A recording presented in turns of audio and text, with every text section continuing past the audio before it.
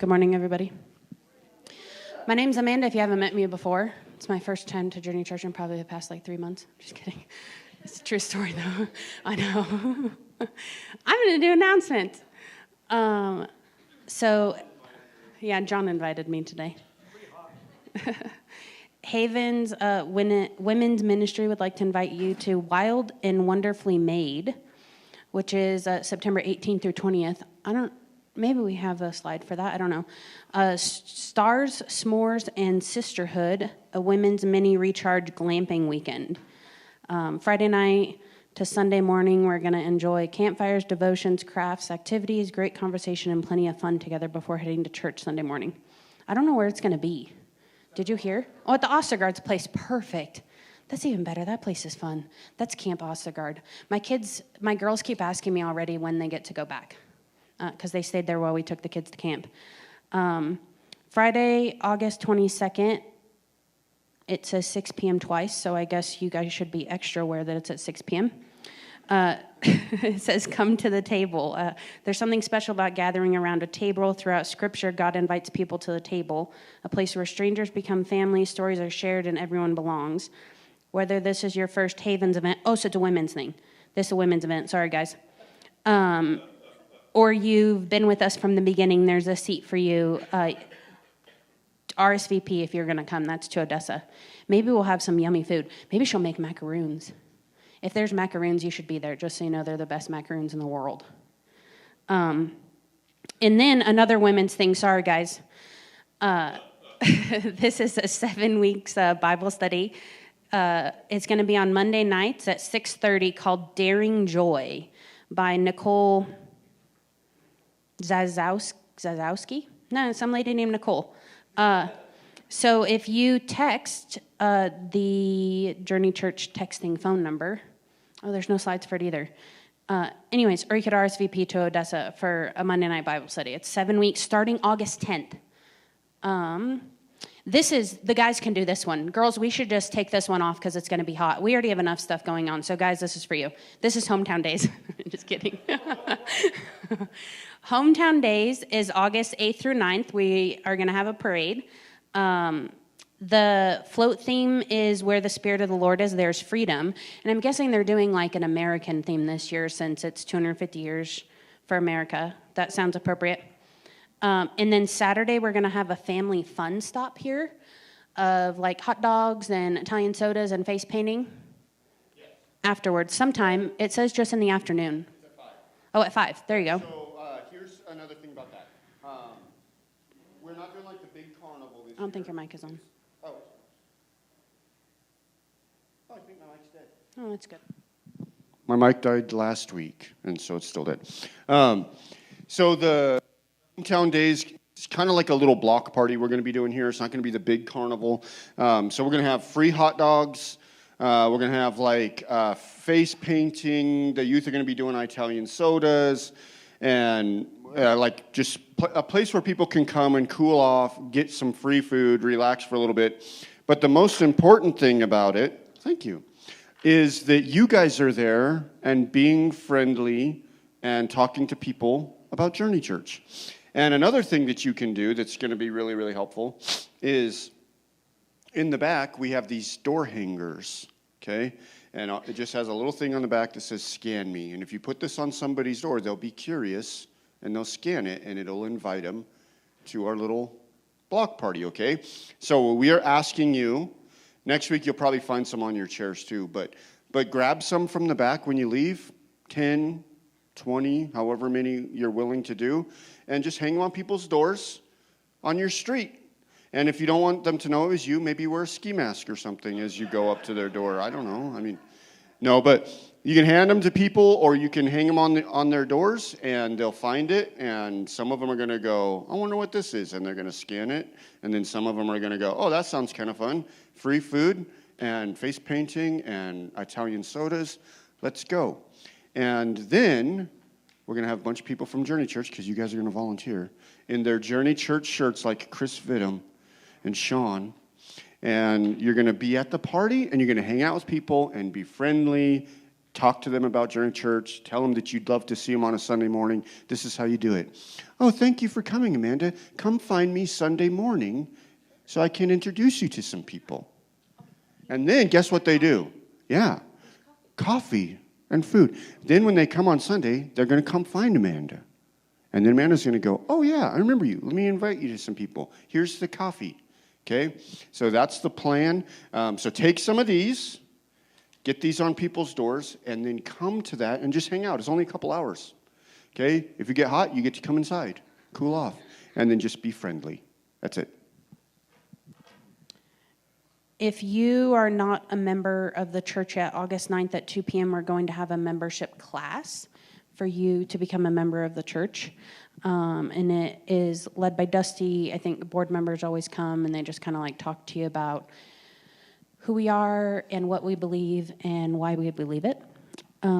We are hosting a CPR class on August 15th at 8 a.m. It is $100 per person.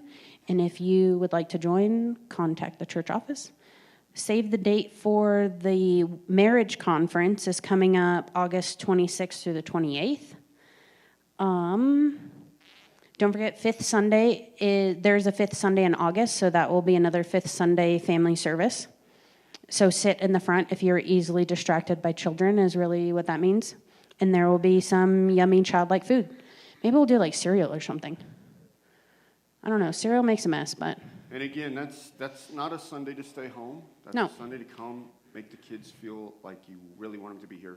Yeah. And then afterwards, we're going to do something. And it sounds like, we haven't got the 100% for sure, but it sounds like we're going to go to the swimming pool in Lyman after church that day.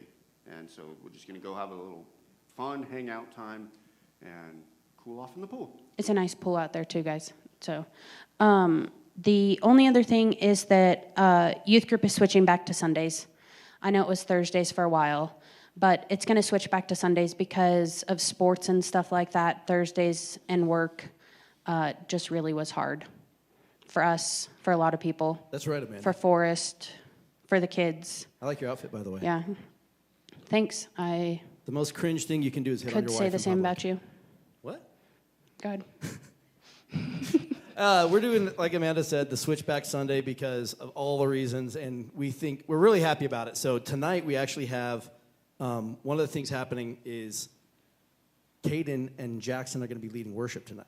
Oh, fun. And I asked them to Did say, you know "Hey, that, Caden, or is that a surprise face? I didn't know either. That's okay. you know I'm what? finding You're- out now. You're doing it now. Oh, there you go. But I was talking to Jackson this morning. I said, hey, why don't you guys do a couple songs? Breely said she can sing. Wow. And they told me today they're doing 4 songs. Oh, there you Which go. is amazing. So Yeah. I'm really excited to have these young men step up and into this position of like youth worship. I'm so excited, you guys. So excited. So And if you should.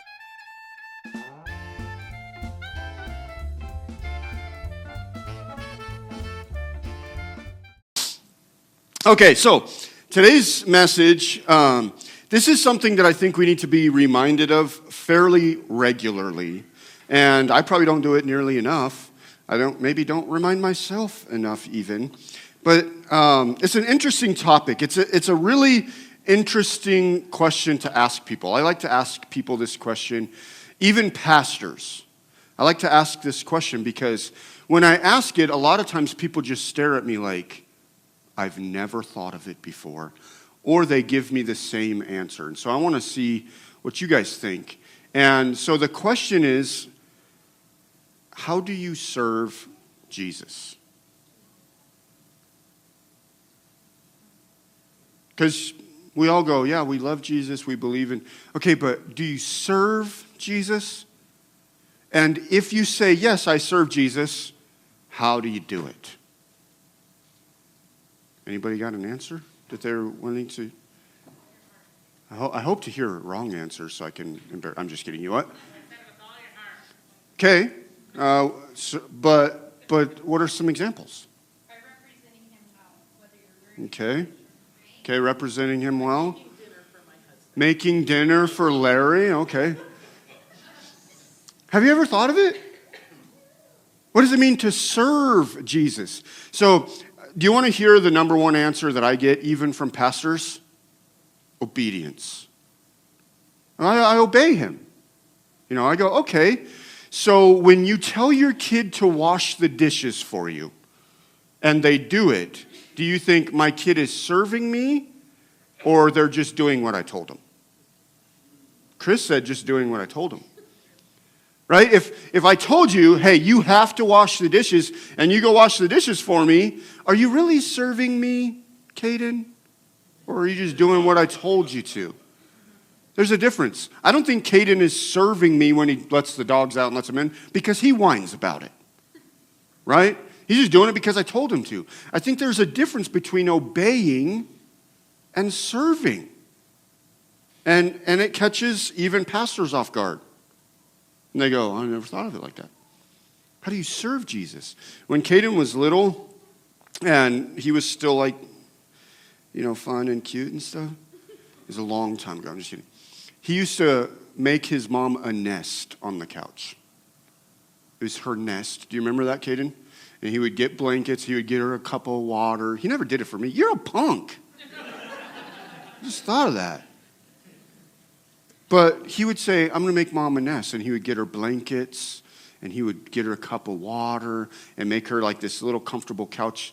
No one asked him to do it, but he was serving his mom.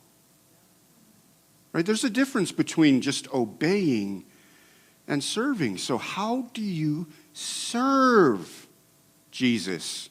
For everybody who said, yes, I serve Jesus. How?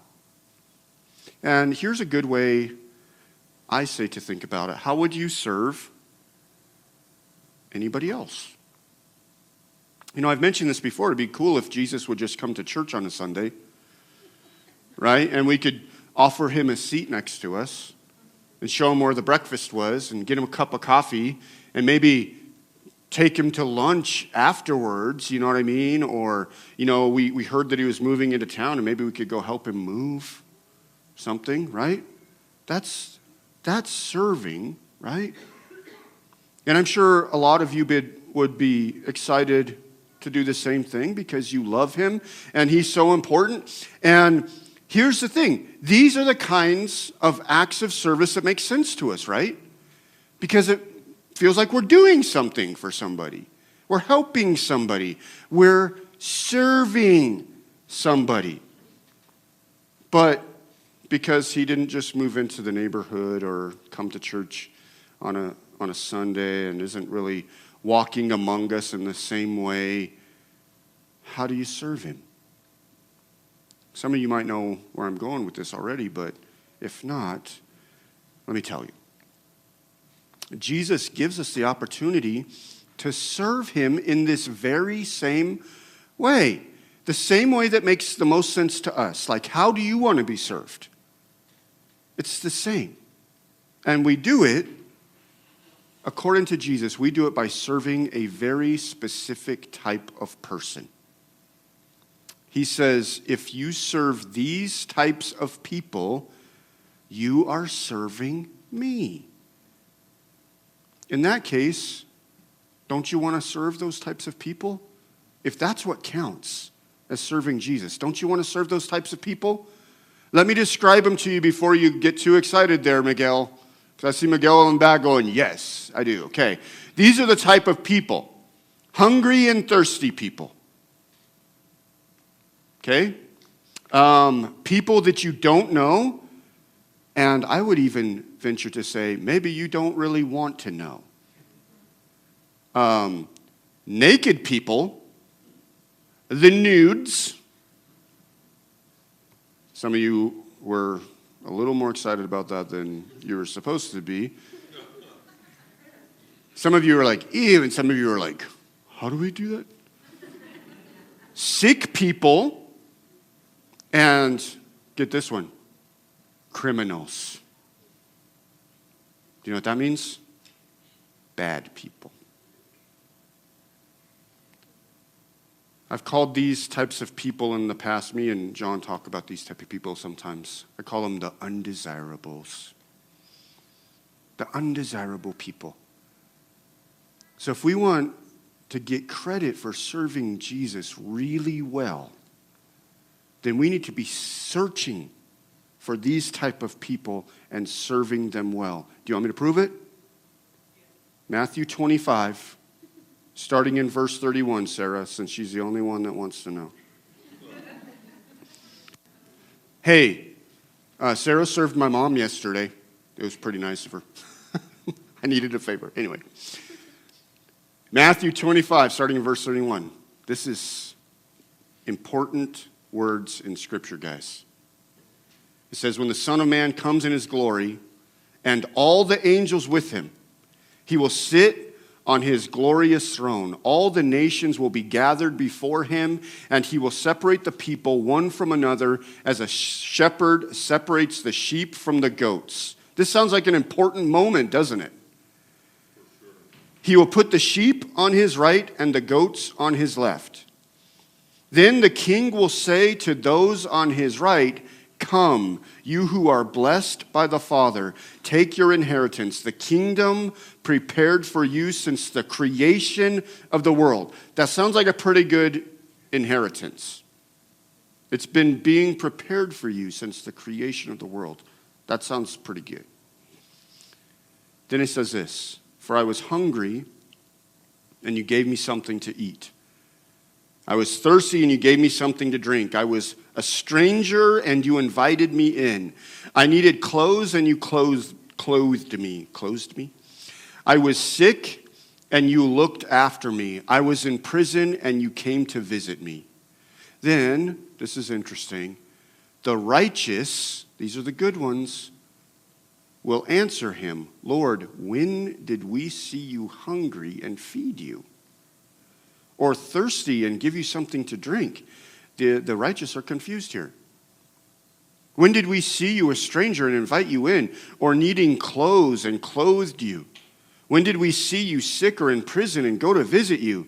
The king will reply, truly I tell you, whatever you did for one of the least of these brothers and sisters of mine, you did for me. So how do we serve Jesus really well?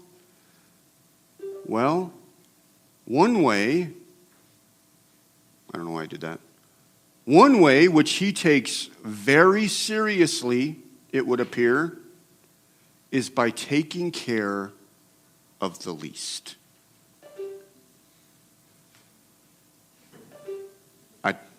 I think, I don't know. Taking care of the least.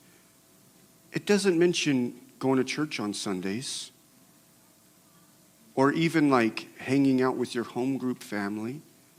It's a different type of people. The people that we're talking about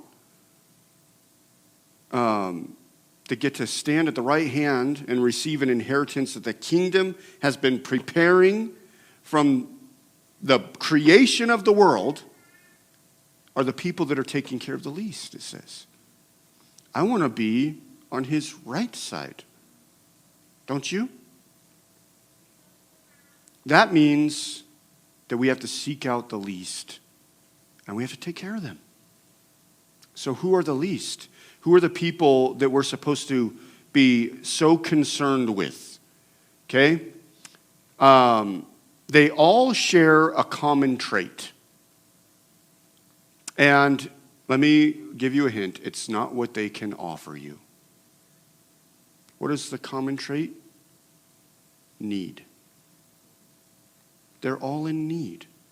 Not only are they in need, but most of the time, a lot of the time, they have nothing to offer you. The least are the people, this is important to get. The least are the people that you don't even necessarily want to be around. They're the people that you care about only because you love Jesus. This is narrowing it down, isn't it, Chris? These are the people that you only care about because you love Jesus so much. They're not your friends from church. You should still serve them.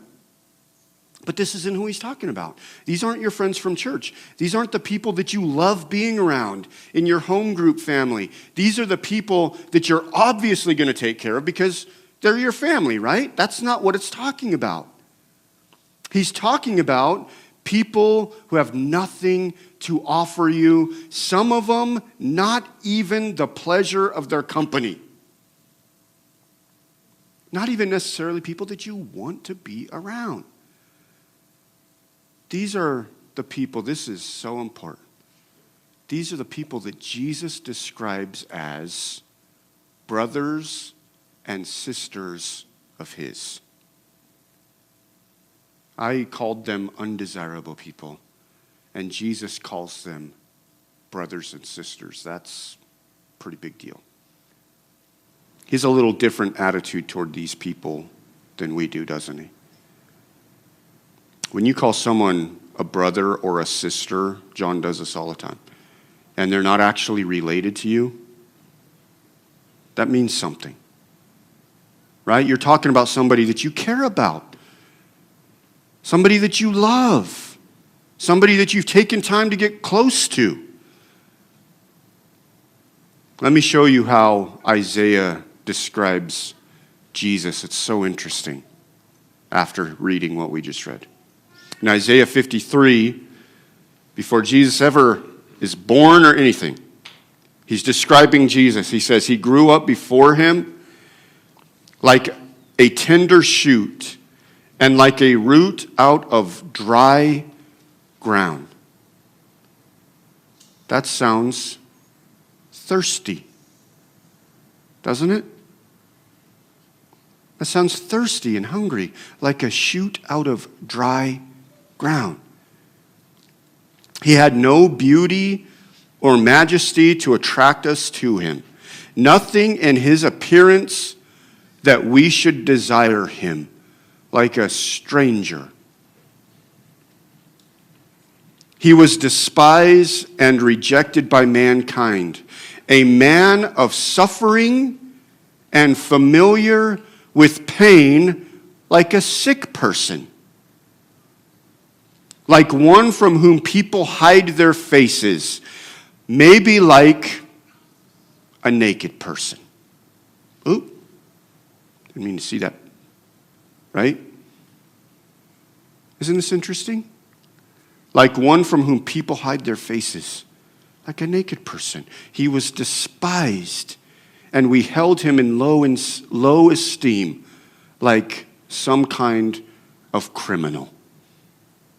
Isn't that interesting? When Jesus came down, literally stepped down from glory, he became one of us, but not only like one of us, he became one of the least. Somebody who was overlooked a lot of times. Unattractive, it says. It does. A man who was despised, held in low esteem. A man of sorrows and well acquainted with pain, the Bible describes him. Isn't that interesting? And we still have a hard time putting Jesus' face on the people around us. Or just people that we don't really want to be around. Jesus said, I was hungry and you gave me something to eat. I was thirsty and you gave me something to drink. Here's a quick question. How do you deal with people who are hungry and thirsty? Here's a bombshell for you. Handing them a sandwich or a bottle of water is a nice thing, but it doesn't fix the problem. So what are you doing? Helping people who are truly hungry and thirsty is expensive. And it usually takes a while to fix it. Do you hear what I'm saying? But it feels good to hand them a sandwich or $5 or a bottle of water. But sometimes handing them a sandwich or a bottle of water, it might help them for a few hours, but it's not always the answer. A lot of you know this. Sometimes it's just enabling them to stay in the situation that they're in, with no incentive to change anything or the knowledge of how to change things when maybe they really do want to change. But they don't know how. And they got a sandwich, so they're okay for a little bit longer and they can stay where they're at. Do you hear what I'm saying? Sometimes giving people money or a meal isn't actually helping them at all. It's just allowing them to continue down a path that they've been on that's leading them to nowhere. That's where you need to be led by the Spirit. That's a difficult thing. That's a difficult thing. And this is a church, so how do we relate to that spiritually? Let me ask you this question. This is a toughie. How do you treat people who are hungry and thirsty spiritually? Have you ever been around somebody who just got saved and they have 10,000 questions? It's kind of fun at first, right? But then sometimes you get like, oh my gosh, you have so many questions and I don't know, man. Right? Why is that so funny, Hadassah? Because it's true, right? She's like, Forrest. Right? I mean, people who are hungry and thirsty spiritually, man, they want to know it all sometimes. The Bible says, blessed are those who hunger and thirst for righteousness, for they shall be filled. I did a message a long time ago, and I said that I believe righteousness is the number one human need. We just don't know it. But that's what we want. And people are seeking. We think that people don't want this stuff, but you see it all the time. That's why they're dabbling in all of this other spiritual stuff. And they're so curious about all of this stuff. It's because something is missing. It's called righteousness. And there are people all around you that are starving for righteousness. And we don't even offer them the gospel. Womp, womp. Right? So what are you doing for hungry and thirsty people when we're not even offering the gospel to people that we know are hungry for righteousness? Here's another one. What about those believers, like I just said, that just can't get enough? Let me tell you, sometimes they can be a little bit exhausting, right? Hadassah, you don't have to be so, he's right there. She's like, yes, yeah. She's like, annoying, say annoying. No. What about when you keep watching them mess up, when you're trying to help them? And you're saying, you're asking me all these questions, but you don't listen. You're messing up, and right? Are you willing to continue to mentor them and feed them when you're like, I don't, it's exhausting. I keep telling you stuff, and then you keep doing the same stuff. How are you feeding them? What are you willing to do? Jesus said, I was a stranger, and you invited me in. You know why Jesus cares so much about the stranger? Because he knows what it's like to be one. Listen to what it says in John 1:10-11. It says, he was in the world, and the world was made through him. So that's pretty big, right? And the world did not know him. He made the world, and the world did not know him. He came to his own, and his own did not receive him. You want to make a huge difference in someone's life?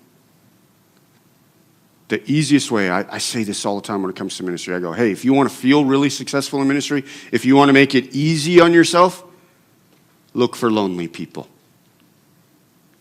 Look for the strangers. They're super easy to find. They're super easy to spot. Let me tell you, come to our little hometown days thing. Look for the person that's bugging everybody else and go be friendly to them. There's going to be people there that are going to be like, I just want to be around people because I don't have friends. Do you hear what I'm saying? So how important is it that you're just there to be friendly to people? Strangers. Sometimes it's the people that nobody else really wants to get to know because whatever, they're annoying or I don't know, they don't shower enough, whatever it is, the outcast person. I think this is one of the most powerful forms of ministry there is and the easiest. Befriend a lonely person. I mean, you make a difference in their life almost immediately.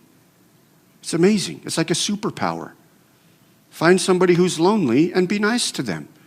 Start talking to them, right? Who knows what it's like to be a stranger? I've used this before. One time, I worked for a youth correctional facility, and I would take this one kid named Nazareth. I would take him to Alamosa for home visits once a month. And so I remember the very first time I went to Alamosa. Has anybody ever been to Alamosa? Okay, I was in a McDonald's, and he was like, "Hey, coach, look around." And I'm like looking around, and I'm like, "What?" And he's like, "Just keep looking." And I'm still looking. I'm like, I don't get it. And he's like, you'll notice in a second. And then I noticed nobody spoke English. Huh? Everyone was speaking Spanish. I was the only white guy in there. In Colorado. And literally, like, they didn't speak English. I was like talking to people on there, and I'm like, oh, that's what it feels like. Like I can't even talk to people. It was so odd in a way, just because I'm like right here, and barely found anybody that even spoke English. Let me ask you guys this. Imagine stepping into church for the very first time, all by yourself. You don't know anybody. Everyone's talking about things that you don't understand. How awkward that has to feel. I just think about my little McDonald's thing where I'm like, man, I feel kind of weird in here in a way. Right? Man, what happens if we don't go to those people and we greet them and get to know them and go, yeah, I know you don't understand this stuff, but you will. I'll help you. Right? Let them know that they're not alone. It's such a weird thing. If you're not a church person, church is super weird. Right? When you walk in and you're a few minutes late and you see all these people standing and raising their hands and singing, I'll tell you what, man.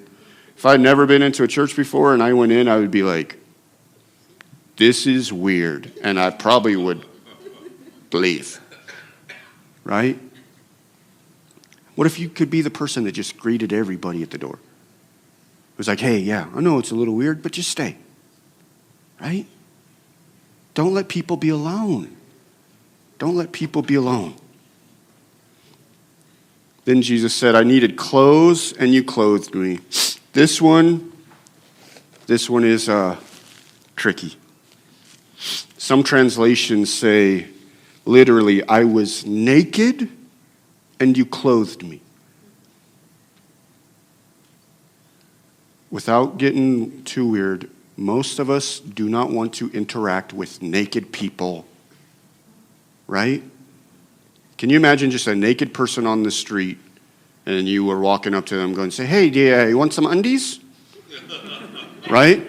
You're going to be like, oh my gosh, there's a naked person, right? And avoid them. You know, I really believe that almost every time the Bible talks about being naked, it's talking about being exposed. It's talking about your shame being out. Right? How do you treat people? This is a toughie. How do you treat people when their sin is exposed? That's a tough one, huh? For most people, it's really embarrassing. It's embarrassing. Most people are ashamed when their sin is exposed. How do you treat them? I always think about Noah's sons. You know what I mean? He got drunk and he passed out naked. Noah. He was the most righteous man on the planet. And still, he had this moment. He got drunk. He passed out. What did his sons do? Well, a couple of them were like, oh my gosh, my dad's naked. They went and started telling people. They're like, told their other brother, come in and see dad. He's drunk and naked. And what did the other son do? He went in, he turned his back so he couldn't even see, and he covered his dad with a blanket. Right? There's different ways to deal with people when their sin is exposed. Now, to make it even harder, what about those people whose sin is obvious and they're not ashamed of it? That's harder, isn't it? They can be disgusting sometimes to us. Am I right? They're sinning. They don't think it's sin. Everybody sees it, and they're not ashamed of it at all. It could be all kinds of different stuff. How do you treat them? You want to talk about undesirable people to be around? I can think of a bunch of them. These people can be disgusting to us sometimes. But Jesus cares a whole lot about the way you treat them. Do you hear what I'm saying? I'm not saying avoiding them and not saying mean stuff. That's not the same thing as serving them. Right? Let them do their thing. I'll just mind my own business and I won't say mean stuff. Okay, that's whatever. Cool. Don't do that. But that's not serving them. Jesus is talking about serving them. He cares a lot about how you treat those people. Think about that when you're laying in bed at night. Think about the next time. Listen, pay attention to this part. Next time you see a person like that, you're going to remember these words. How am I going to treat that person? Okay? I've had people ask me before, what if this type of person comes in our church? I said, we're going to make them feel welcome. And they said, well, what if I don't want worship right next to them? I said, go to a different church. And was very insulted. They were very insulted. I said, well, if you don't want to worship next to them, you go somewhere else. I don't know. Find one of the, I don't know. But we're going to welcome them here because they need to be here more than you, apparently. I don't know. Getting off my soapbox.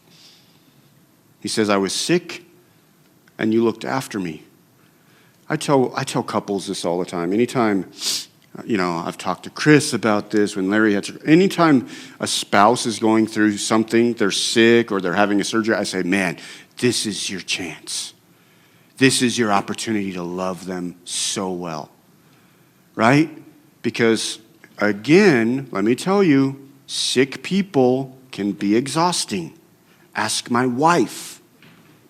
Right? She's served me way too many times.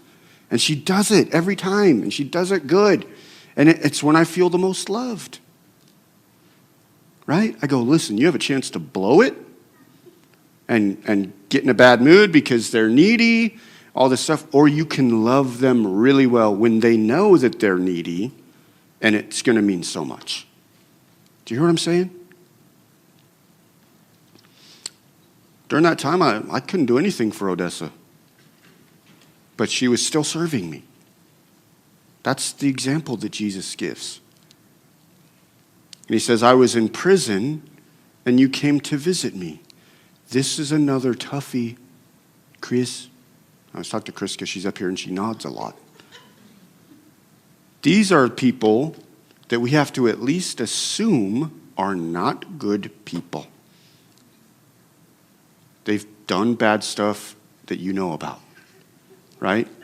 It gets even more serious. These might be your enemies. Do you hear? Now it's getting to another one of those things where you're like, yeah, I get it. We're supposed to serve people. But I'm not serving my enemies. Like, we won't say it out loud, but we're thinking it. Well, it depends on what they did, right? If your enemy is hungry, give him food to eat. And if he's thirsty, give him water to drink. For you will heap burning coals on his head, and the Lord will reward you. That came out of the Bible. Proverbs 25. If your enemy is hungry, give him food. Doesn't say, don't harm him. Right? We think we're being good people because somebody hurt us and we don't hurt them back. And we go, I'm being a good person. Jesus takes it a step further and says, do good to them. That's way harder. It's hard enough not to, whisper to Larry all the things that Chris did that hurt my feelings. Right? But if I don't do that, I go, well, I'm serving Jesus well by not gossiping, by whatever. No, he said, no, you feed that person if they're hungry. You serve that person. Yeah, but they're my enemy. Yeah, that's who I'm talking about. He says, serve them. Do good for them. It gets worse. Luke 6:35 says, love your enemies. Love your enemies and do good. And lend. It's getting worse and worse and worse. Expecting nothing in return. Do you know what it's called when you lend something and you expect nothing in return? Giving it to them. It's just giving.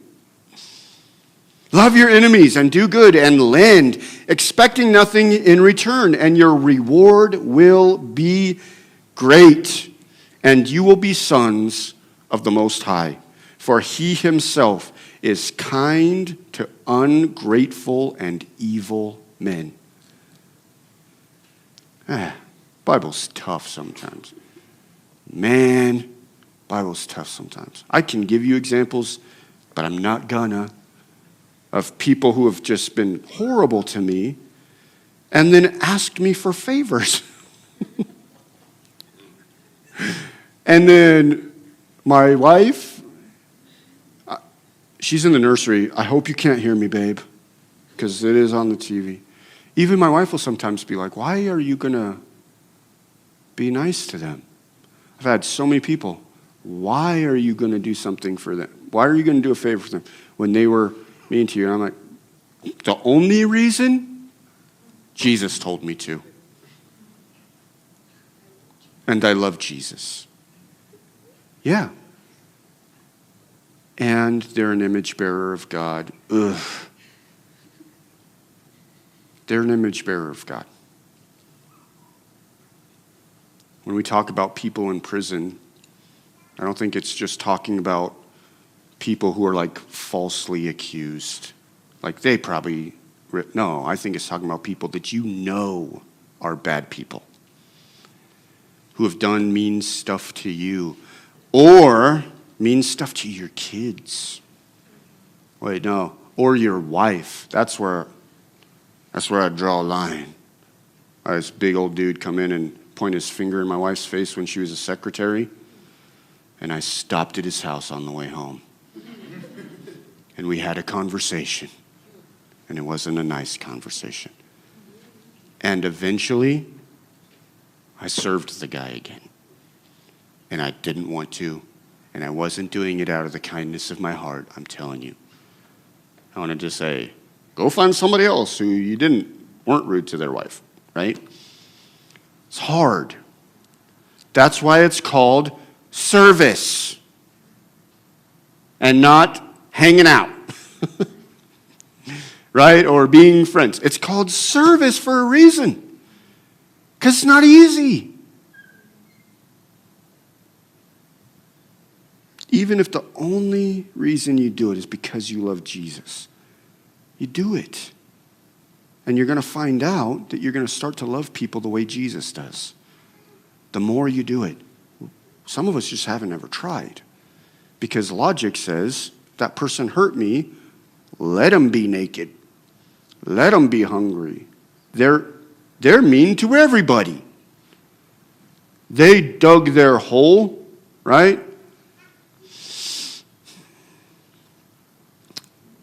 This is something that I find really interesting in this. when Jesus brings this up, the righteous people are surprised by it. They're confused, right? They're like, oh, we didn't know. We were just doing it because that's what righteous people do. They serve. They feed hungry people. They give water to thirsty people. They clothe naked people. That's just what they do. So they're like surprised. They're like, what are you talking about? We didn't feed you. We didn't visit you in prison. We didn't do that stuff. What are you talking about? They're surprised because this is just what righteous people do, guys. We'll let that sink in.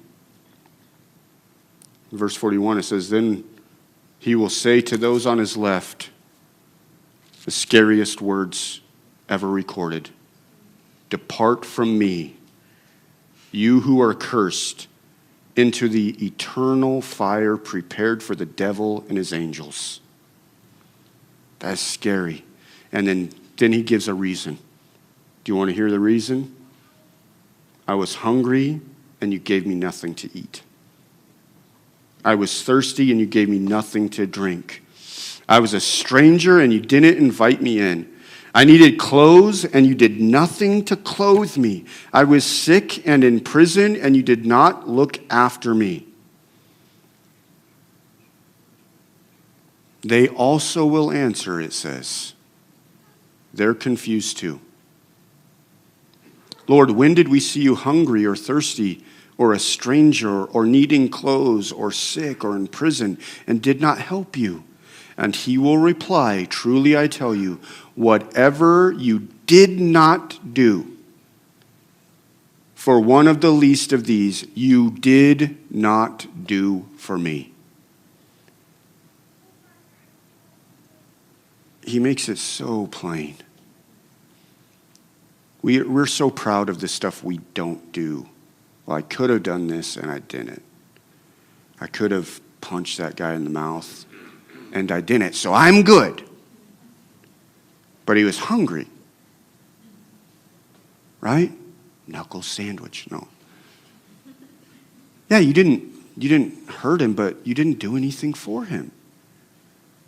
And Jesus said that the stuff I didn't do for him, I didn't do for Jesus. That's tough. And we still have a hard time putting Jesus' face on those people. Makes it different when you think about being made in his image. I think his image is the least a lot of times. Right? Then they will go away to eternal punishment, but the righteous to eternal life. And what was the difference between the righteous and the unrighteous? The way they served undesirable people. It's like wearing a Journey Church t-shirt, then we know you're from Journey Church. Serving undesirable people is like, that's a righteous person. You know what I'm saying? I think this is a super simple message. I mean, he made it simple, didn't he? He said, listen, you serve these people, you're serving me. You don't serve them, it's like you're not serving me. It's not confusing. Hard to swallow, but not confusing. These people are so important to Jesus, and their importance isn't based on what they can give. What is it based on? What they need. It's what they need. If we could look at people this way, man, our church would be the most successful church around. I'm not saying big, but our ministry, the ministry of our people in this church, we would be so successful. If you were going to your neighbor that you don't like and just starting to be kind to them, you see them moving a couch and you say, let me come and help you move the couch. Well, I moved my couch. They saw me and they didn't help me. That's not what it's about, right? This is what I say when it comes to ministry opportunities. Because we think of ministry opportunities and we think of the church building. That's the smallest part of ministry, guys. The real ministry is if you guys go out there and you're doing your thing, doing what we're called to do. And this is what I say to people. Think about the areas that you find yourself serving the most naturally. And we'll go to Amanda and Odessa and some of the other ladies in the church. They hear about somebody who's sick or in the hospital. They say, let me bring you a meal, right? They're like, oh, we're already making a meal for an army. Well, what's 2 more plates, right? Think of the areas where you serve the most naturally. Some of you are like, I love mowing lawns. Some of you weirdos like shoveling snow, you weirdo, right? And do that. And use it as a ministry opportunity. That's the first step. And then I say, think about the areas where you struggle the most and do that too. Does that make sense? I don't like talking to strangers. Do it anyway. I don't like serving naked people. Do it anyway. Do both, guys. And you're gonna grow to see people more the way Jesus sees them. It's just the way it works. And you start to love people the way that Jesus loved people. And I'm telling you guys, it doesn't happen by surrounding yourself with church people. That makes us feel good, man. Like our home groups, all that stuff. That stuff's great. I love being around my church friends, but that's the easy thing, guys. That's the easy thing. Coming to church on Sunday, that's the easy thing. When do we start doing the difficult stuff? I'm telling you, man, this is the stuff we're going to start doing. We're going to start looking for them. We're going to start going to them. We're going to start inviting them here. And we're going to start telling people, if you don't want to sit next to them, sit somewhere else or go somewhere else. Do you hear what I'm saying? Because these are the people that Jesus is concerned about. It's the needy people.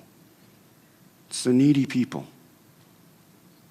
And, I mean, it's been proven over and over again that the church in America is not really growing.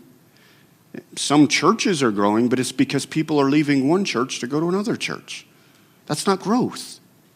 Do you hear what I'm saying? That's just moving around. Right? I tell my son to clean his room, and he puts it in the closet. I go, you didn't clean it, you just moved it. Right? There's a difference. We are after these people, guys. Do you hear what I'm saying? It's great if somebody moves to Strasburg and they don't have a home church, and we say, yeah, come to our church.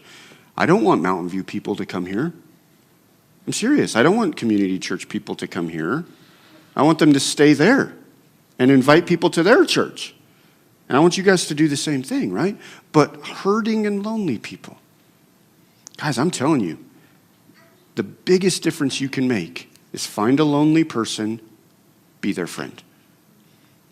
It's a superpower. It saves lives.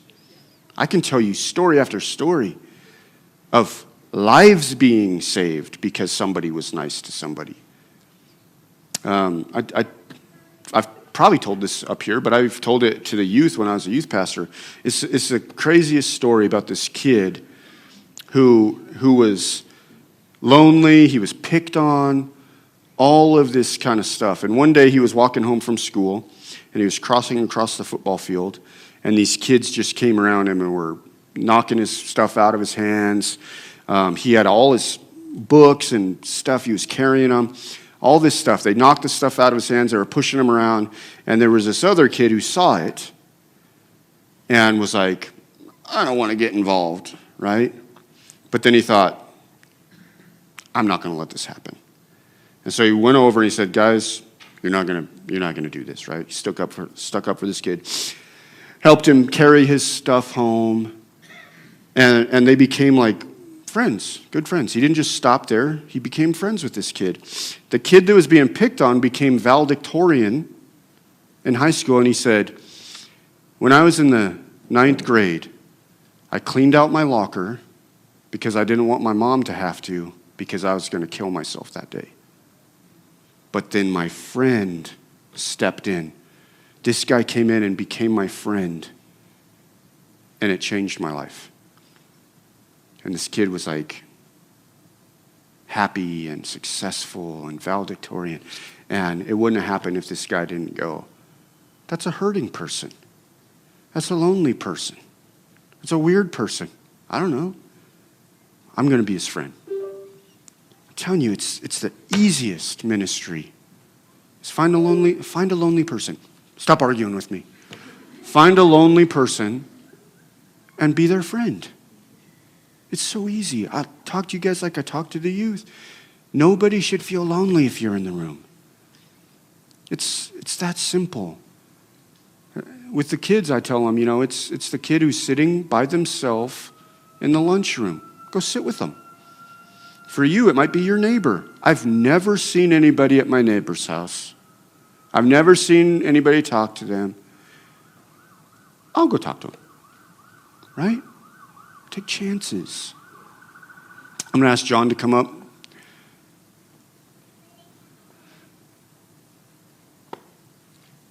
I want you to do something really brave, if you're willing.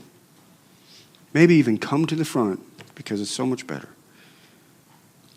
Ask God for these type of opportunities. You'll see them. Ask God for these type of opportunities because you want to serve Jesus better. Say, God, man, if I'm going to serve Jesus better, I have to serve these people. So God, show me these people. Show me how I can change somebody's life just by being nice to them. Man, what can you do better with your life? Seriously, what can you do better with your life? Somebody tell me if you can think of something better. So let's do it. Let's do it. Let's find hurting people. Let's find lonely people. I have some ideas that you're going to hear about, and it's going to take some tough people to do it. It's not going to be for everybody. You're going to be like, you do it. But some of you are going to do it with me. Watch. I'm going to be quiet for the next few minutes. Come on up here.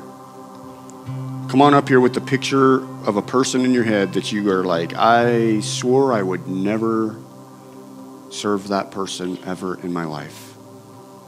Come up here with that person's face in your mind. Or just that type of person that you go, I can't stand this type of person. Don't want to be around them. I don't want to talk to them. I can't stand them. Come up here with that in your mind. And you just ask God, break my heart for that person. Break my heart for that type of person. I'm not saying you're going to go to that person and they're going to be your best friend. But you just do what you're supposed to. Right? You're still serving. You're still serving them. You're still serving Jesus when you do it. That might be your only reward. Serving Jesus. But he's been preparing something for you since the creation of time that's going to be better than anything you're going to get here. A thank you or whatever it is we want. Right? Don't let me be the only one up here. I need you guys to help with this. And it'll be amazing. So I'm going to be quiet. I'm going to open up the altar if you want to come up.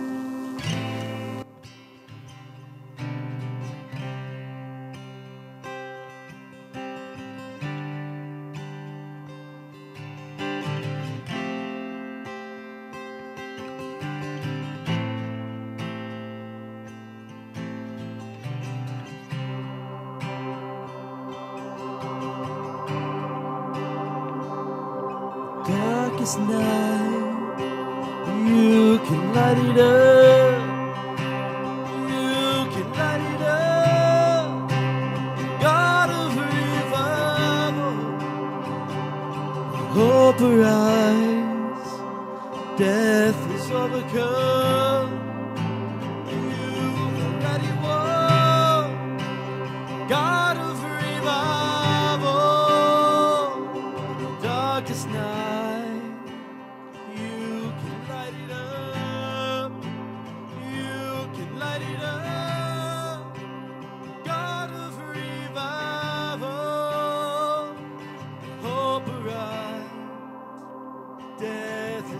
overcome. You've already won. God of revival, darkest night, you have lit it up. You have overcome. The God of revival, and hope arise. Death is overcome. Yes, you've already won. God of revival.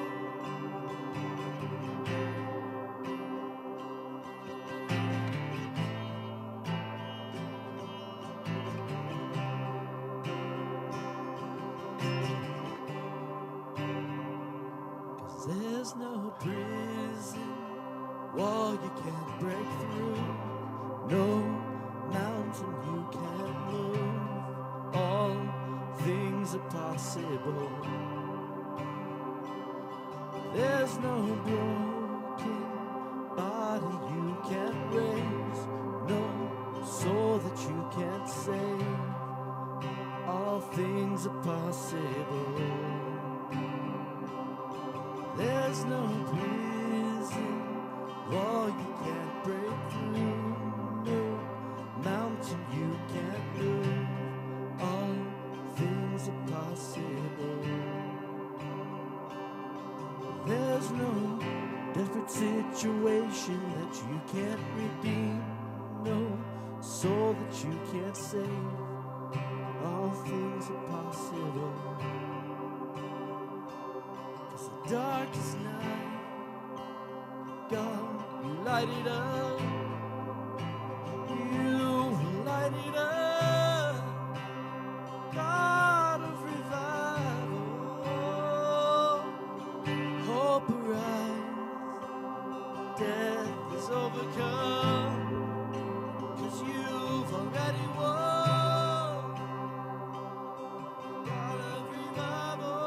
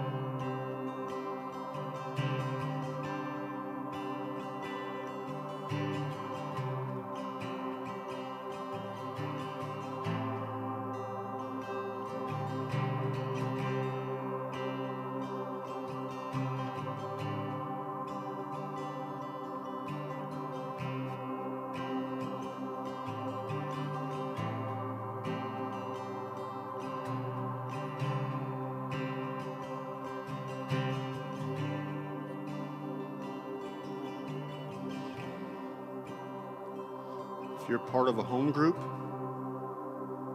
I dare you to start talking to your home group about this. What could we do? What could we do? You'll come up with some brilliant ideas, I bet you. You don't even have to be the home group host. If they don't bring it up, you bring it up. What could we do? What's something we could do to serve lonely people or hurting people or people in prison or whatever? What could we do? And you have an amazing, amazing thing that a lot of people don't have. You have a group of people that'll do it with you. That makes everything easier, right? Start talking about it. Share your ideas with me. It'll get me excited, and I'm just going to cheer for you. You know? Maybe I'll be involved in some of them too. I can't probably do all of them if you all do it, but I'll cheer for you. And we're gonna figure stuff out too. So why don't we stand like a family? We're going to pray together. If you're up here and you want to stay up here, you don't leave. You can stay up here. Stay up here as long as you want. I'm going to ask the prayer partners to come up also. And we're going to pray like a family.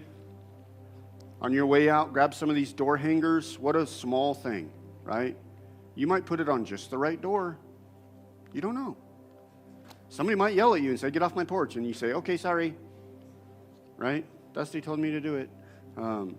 But you might put it on just the right person's door, and they might just go, just go see what it is. Let's pray. Lord God, we just thank you for this day. God, we thank you that we have people around us who at least believe some of what we believe, that we can join together and learn together and grow together. I thank you for our home groups and the little teams of people that we have even within our body. God, we thank you for the individuals here. Even if they're here for the very first time, God, we thank you that they're here and they're a part of this. God, we pray today that we would change the way we see people.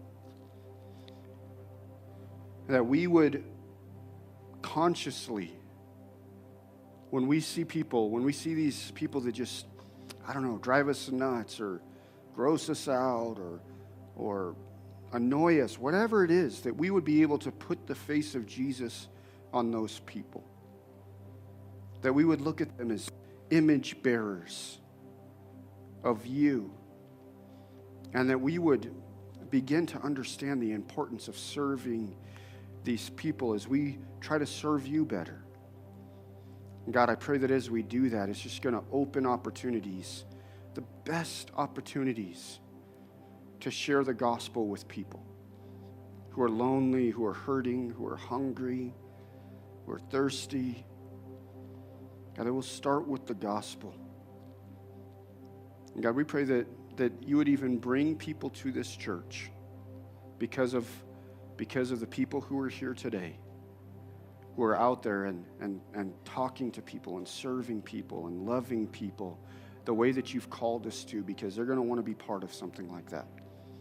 And so, God, I pray you would even bring people here because of it.